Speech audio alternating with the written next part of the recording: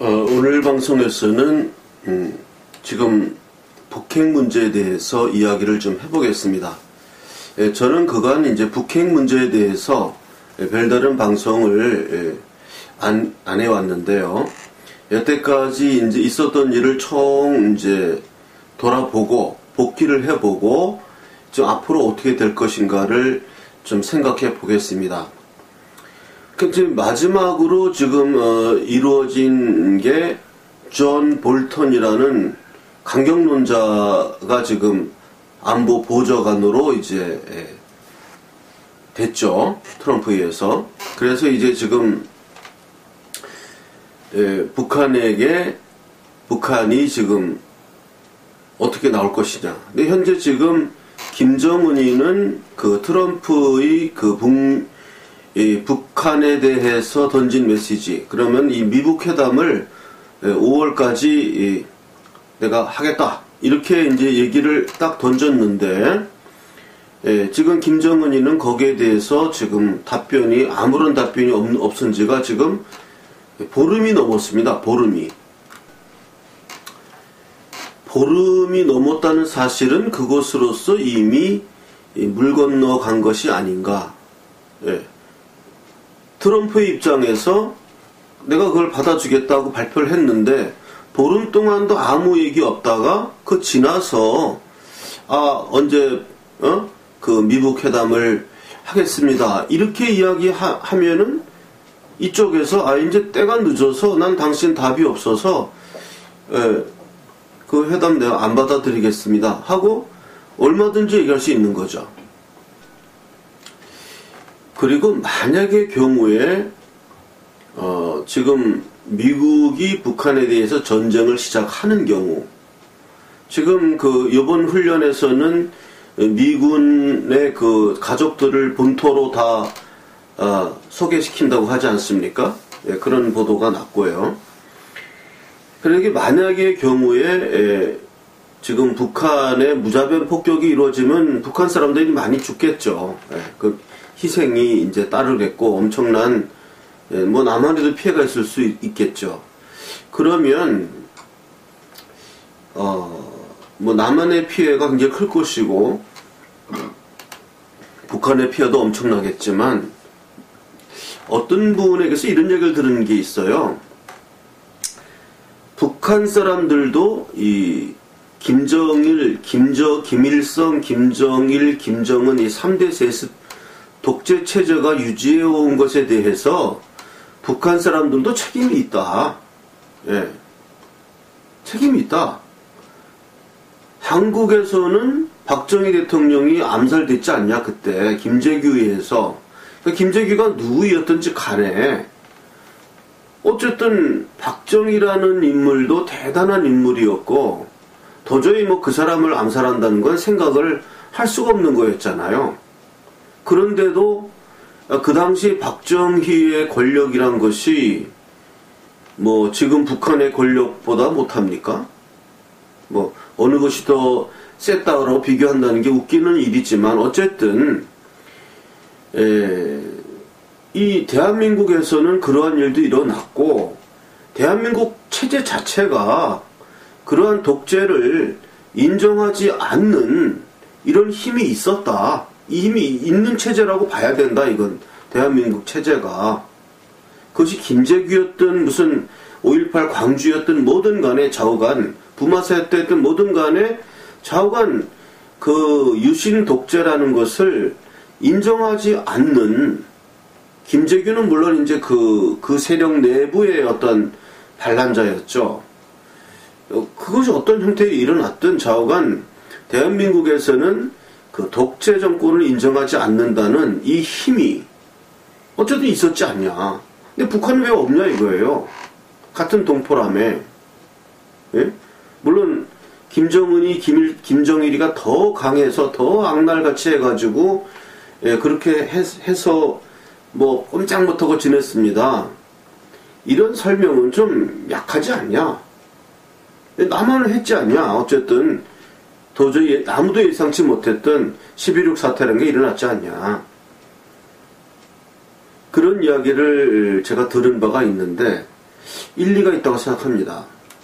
그래서요, 그런 비극적인 어떤 잠재적인 어떤 그런 비극적인 사태에 대해서는 우리도 마음의 준비를 가지고 있으면서, 어떻게 보면 우리 남한 사람들이 입는 피해는 또 당연한 거예요. 어쨌든 지금 이런 좌파 정권을 멀쩡한 대통령을 끌어내리고 선동과 위선과 거짓에 의해서 지금 이 문재인 정권이 출범했지 않습니까?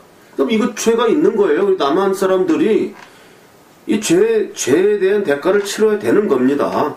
예, 어떤 형태로든 그 대가를 치러야 되는 겁니다. 이게 백주에 이런 일이 일어났는데 남한 사람들은 죄가 없다. 이건 말이 안 되죠. 예, 그래서 어느 정도 마음의 준비를 하되, 예, 그것에 대한 어떤 도덕적인 그 정당성, 이런 거는 우리가 마음속에 가지고 있어야 됩니다. 이게 도덕적으로 정당하다.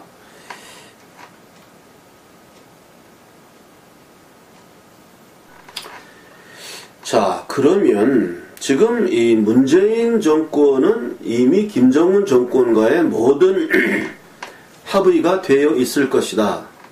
그 시나리오는 이미 뻔한 거죠.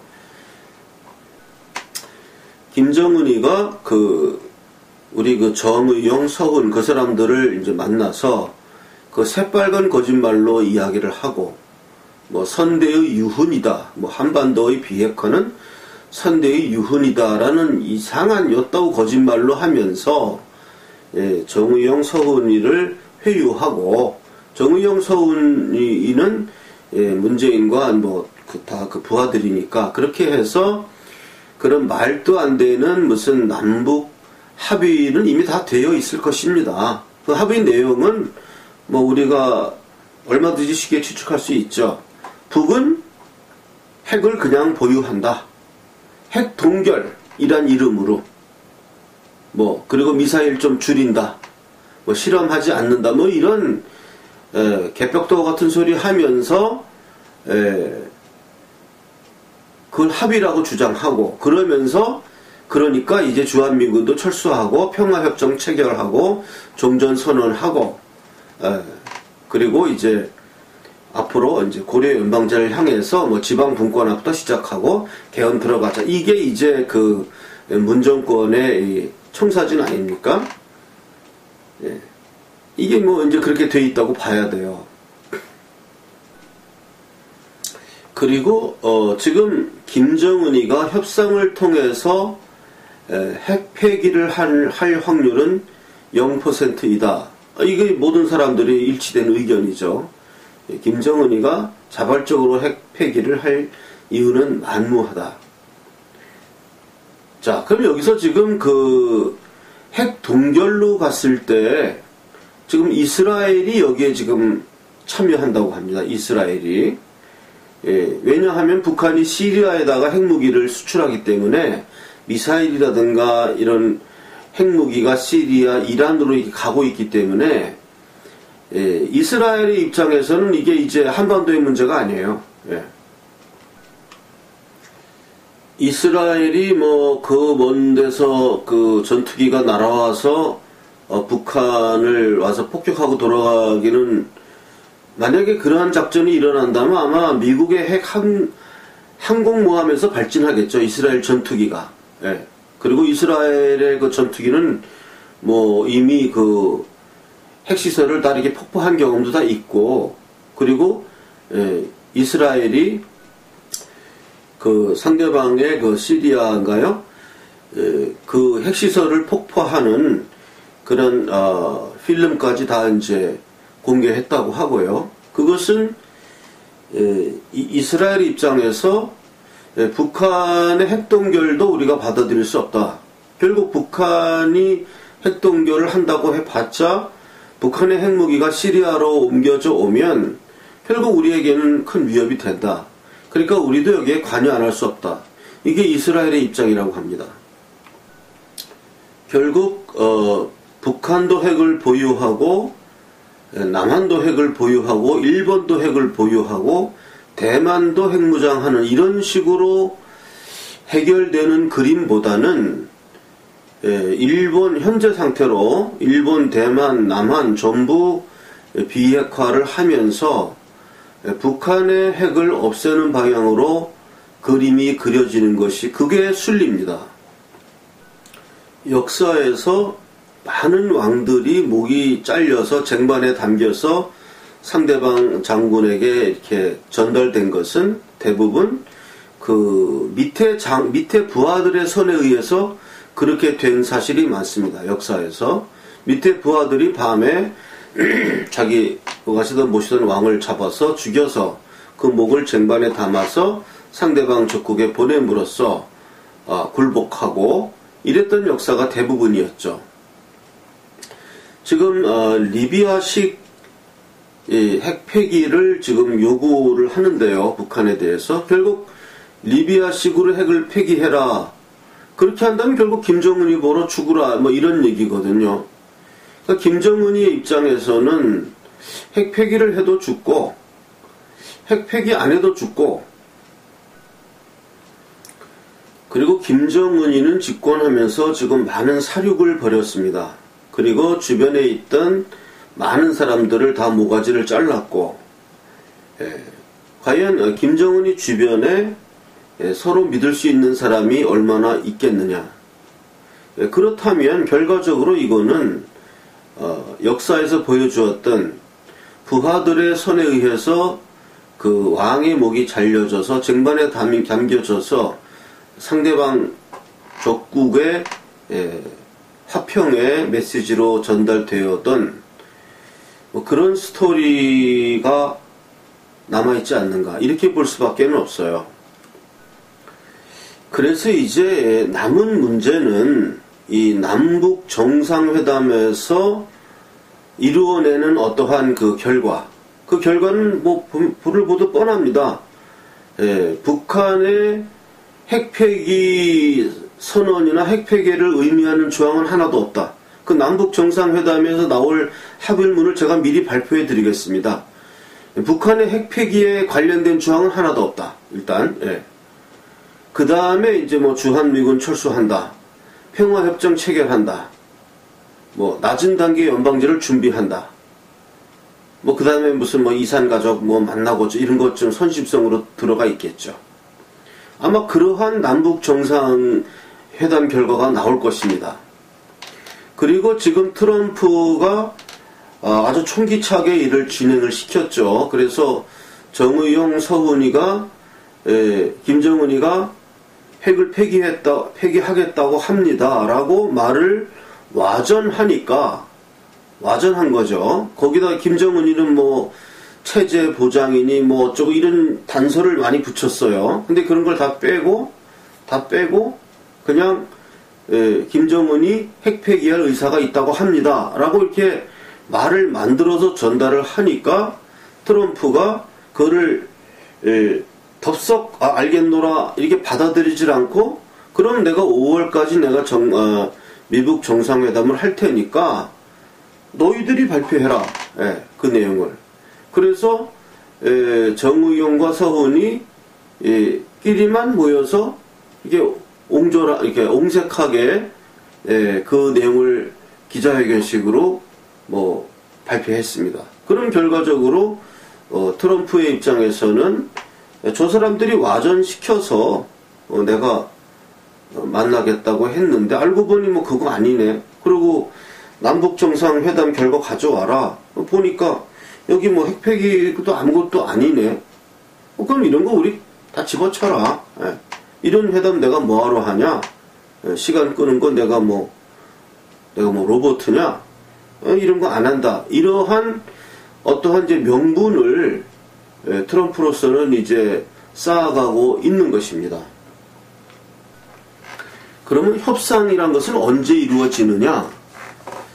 힘을 가진 상대방이 정말로 말로써 하는 전쟁이 아니라 진짜로 전쟁할 의지가 있을 때 그때 협상이 이루어지는 거죠. 왜냐하면 협상이 이루어지면 좋고 안 이루어지면 전쟁이니까 협상이 안 이루어지는 경우는 협상이 안 이루어져도 전쟁은 못 일으킨다. 이런 확신이 있을 때 협상이 안 이루어지죠. 협상이 결렬되면서 시간만 가는데 지금 한반도의 정세와 트럼프의 정세, 존 볼턴과 폼페이오 이렇게 다 교체됐지 않습니까? 이러한 상황에서는 지금 트럼프 입장에서는 지금 트럼프도 물론 최대한 협상으로서 제재와 압박과 협상으로서 문제를 해결하려고 하는데 지금 얼핏 보기에는 무력을 쓸 태세도 상당히 보이는 거 아닙니까? 지금 이런 상황에서 김정은이가 보여줄 카드는 무엇이 있는가? 제가 윤상중 대표의 그 방송을 보니까 김정은이는 반드시 굴복한다. 왜?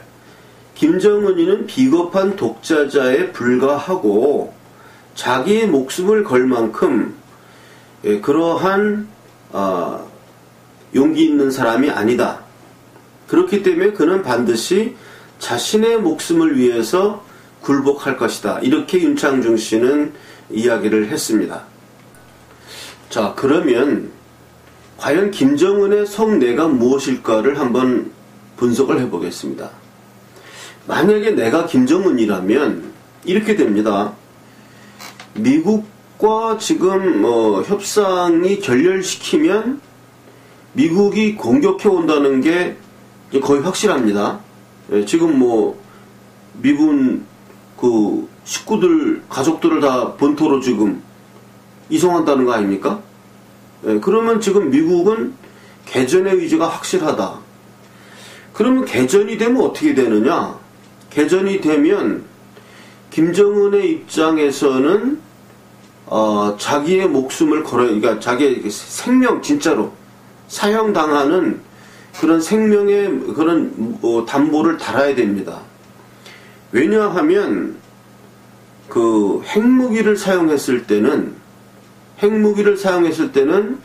바로 체포되어서 미국 군사법정에 서게 되겠죠. 그리고 사형 집행이 되겠죠. 그거는 핵무기를 사용해서 남한 국민을 1,500만을 살상했다. 이렇게 될 때는 본인이 살 생각을 버려야 되고, 그렇게 된다 그러면 비록 김정은이가 중국으로 도피한다? 김정은이가 남한 사람 1,500만을 핵폭탄으로 죽이고 그 다음에 중국으로 도피한다. 이건 중국에서 받아줄 수가 없죠. 중국으로 도피한다 그래도 체포돼가지고 미군 군사법정에 보낼 것입니다. 그러면 김정은이가 그 지경에서 살아남을 수 있는 길은 뭐냐 하면 핵폭탄으로 터뜨려가지고 서울 시민 500만 죽이고 또 남한 대전, 광주 이런데 몇 발 쏴가지고 한 1,500만을 남한 사람을 죽이고 그러면 전쟁이 스톱될 것이다. 전쟁이 스톱되고 휴전으로 들어갈 것이다. 김정은이가 그렇게 예측할 수가 있느냐? 그러면 그런 상황이 되면 과연 정말로 전쟁이 휴전이 되면서 스톱될 것이냐?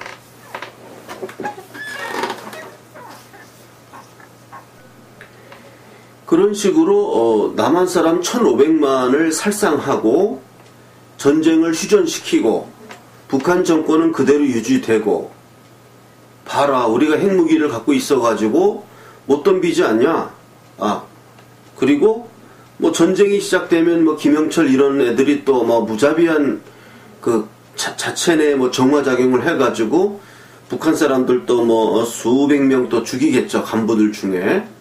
전쟁 와중에 좀 띨띨한 행동했던 놈들 전부 색출해가지고 죽인다 이러면서 그런 식으로 전개가 될 것이냐, 그렇게 전개될 자신이 있느냐 김정은에게.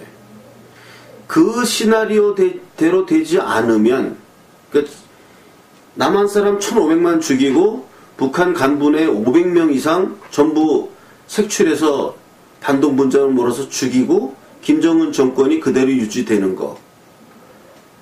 그 시나리오가 아니면 다른 시나리오들, 핵폭탄을 못 쓰게 된다든가 전쟁의 상황이 매우 불리해서 일시에 미군에 의해서 모든 포대가 전부 폭격 맞고 이래갖고 전부 쑥대밭이 되고 반격의 힘도 없어지고 뭐 그런 상황이 일어나면 그건 김정은이 무조건 죽는 거죠. 그거는 실제로 목이 잘리는 거죠. 그건 잡혀서 사형당하고 분명히 그 이제 군사법정에 쓰게 될 것이고 전쟁을 일으킨 자로서 재판받으면 그 사람은 지금 이제 사형당하는 거죠. 미국 군사법정에서 사형을 당할 것입니다.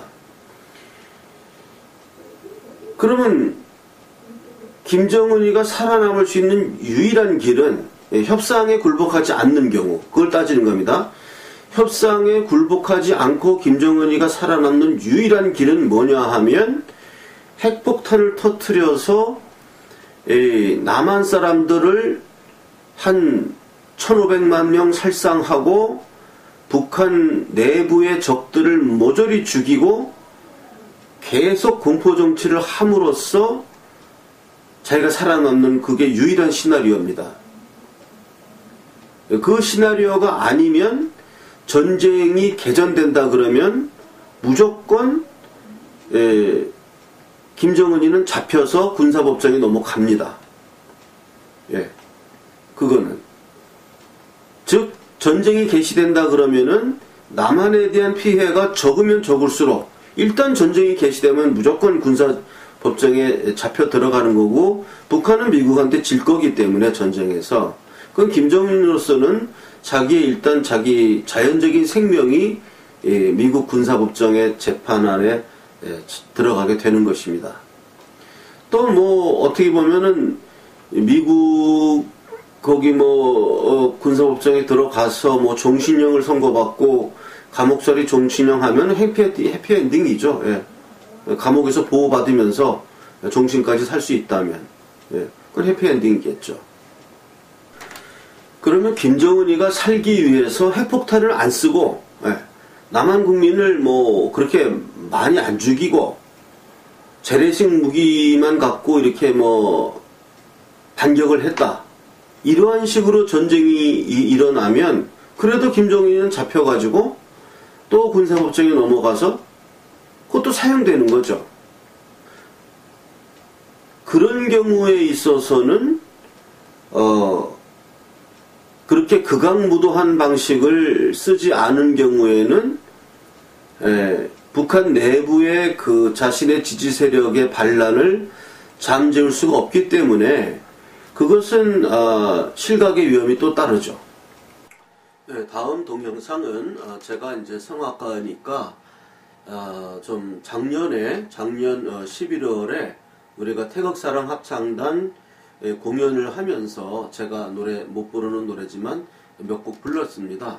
그래서 좀 준비를 많이 못하고 불러서 그렇게 썩 마음에 드는 그런 연주는 아니었지만 그래도 딱딱한 우리 이러한 방송을 좀 부드럽게 하기 위해서 제가 한 곡 동영상을 올립니다.